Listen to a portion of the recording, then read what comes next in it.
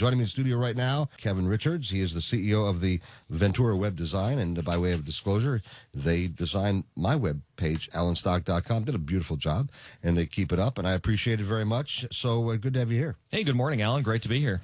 So let's talk a little bit about tech news. First of all, I know that Microsoft has made some kind of announcements, and I know they're shooting directly at Apple on this thing. Yeah, good luck, guys. So tell me about what are some of their arrows are all about. Well, we spend so much time talking about Apple. It's time to be fair and balanced and talk a little bit about Microsoft, right?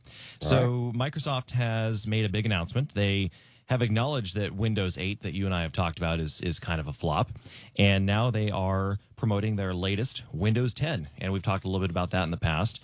They're skipping over 9. They're making sure that we all understand this is a huge improvement from 8. They're just not even touching 9, just going straight to 10.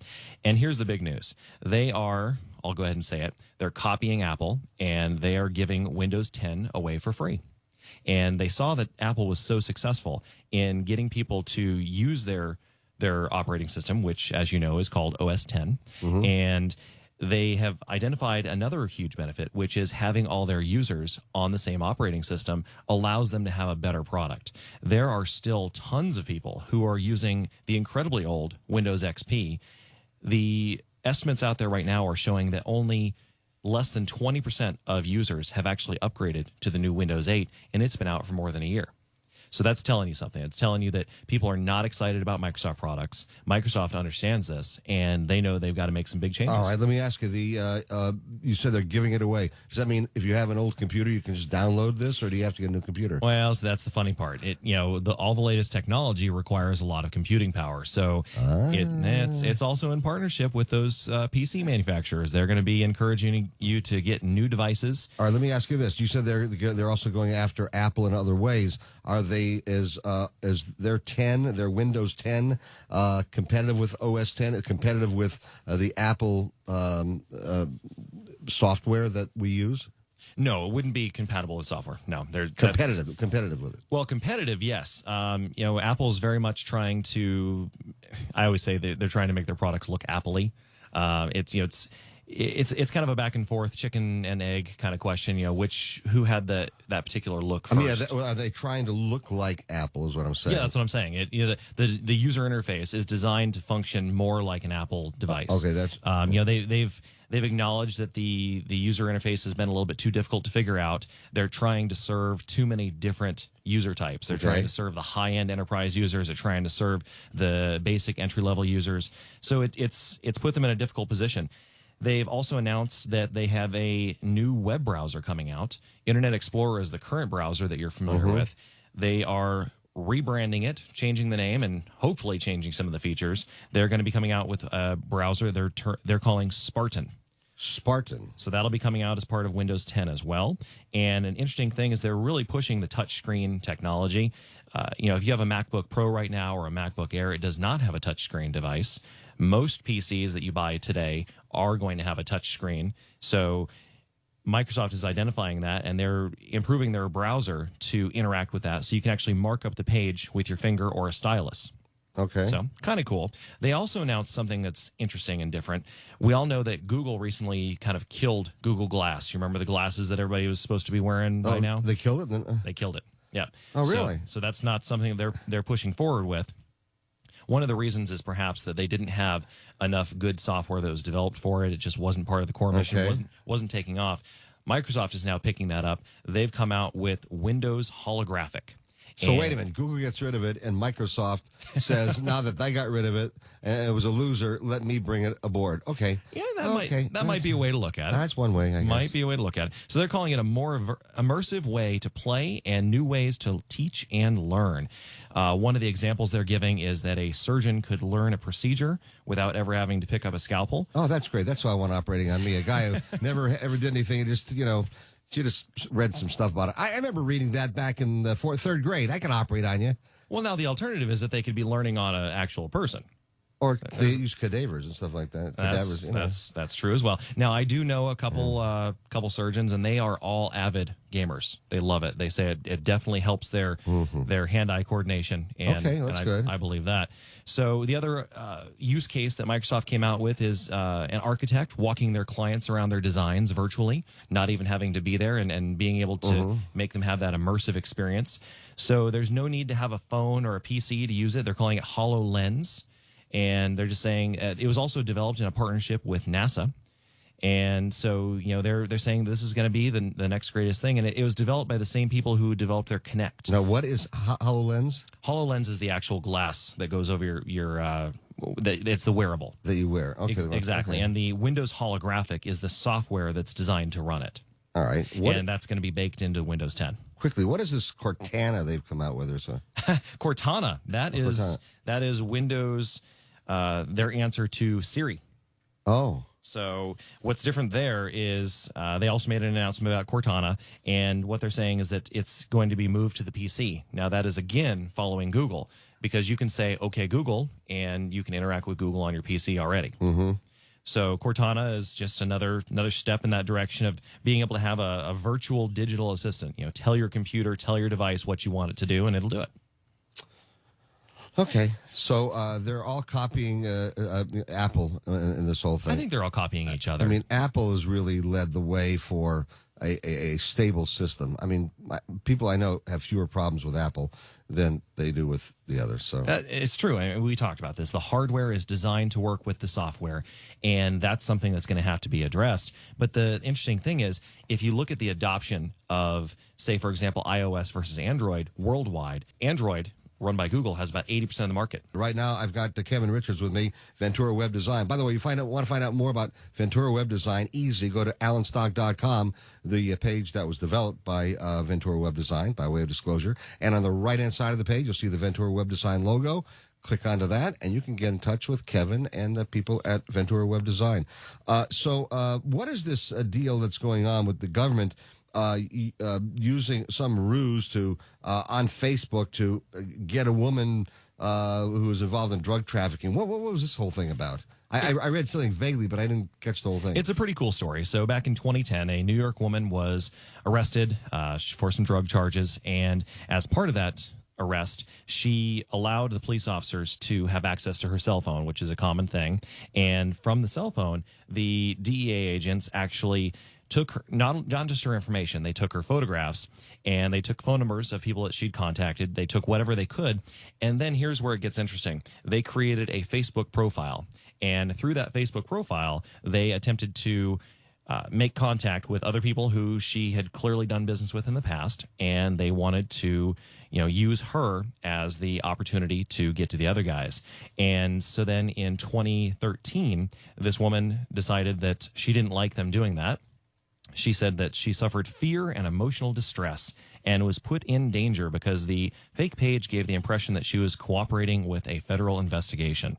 So she sued the government, and so they went through all the motions. It ended up in mediation, and they ended up giving her $134,000. What? Really?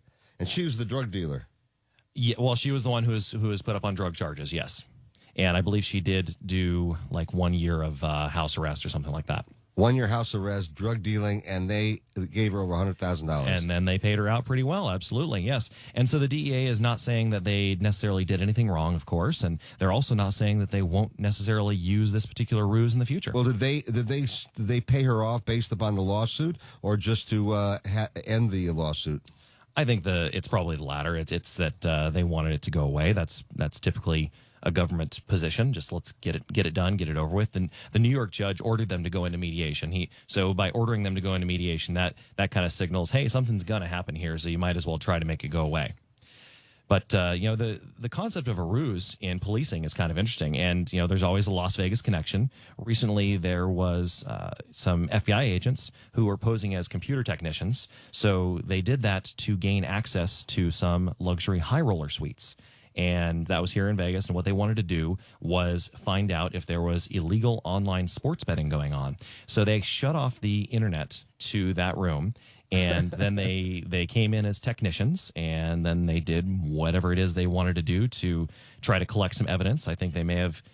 It's possible they were putting in some software to kind of watch what was happening on those computers. I'm not sure exactly what it was.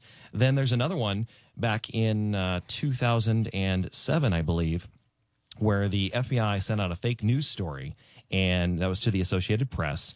And what they were trying to do was entice a particular suspect to click on a web link, and then that click would reveal the suspect's location.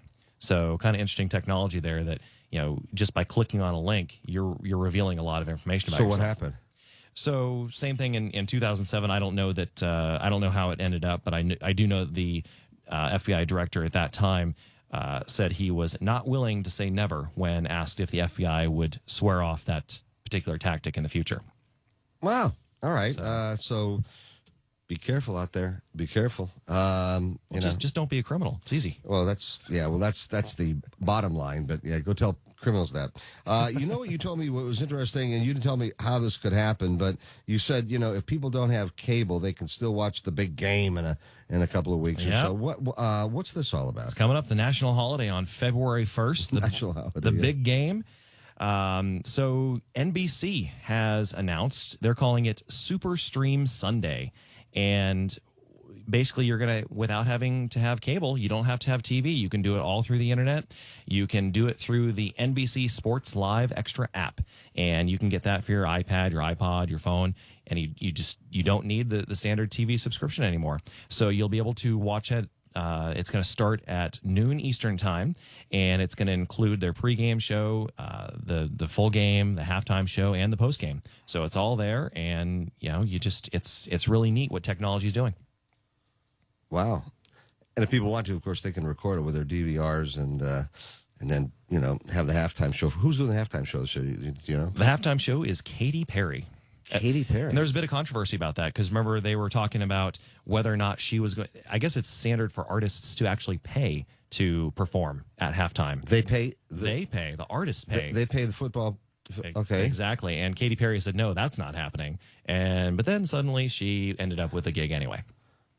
So she did pay, or she didn't? We don't know. We don't know. No. They want them to pay to be able to perform. It's a lot of. I know. A lot of people watching. Typically, what happens is the artist will do the halftime show, and then it's immediately followed up with a concert tour. Yeah, the same thing. Madonna did that. I remember specifically. Okay, all right. So if people want to get this, by the way, to watch this free, how do they do it?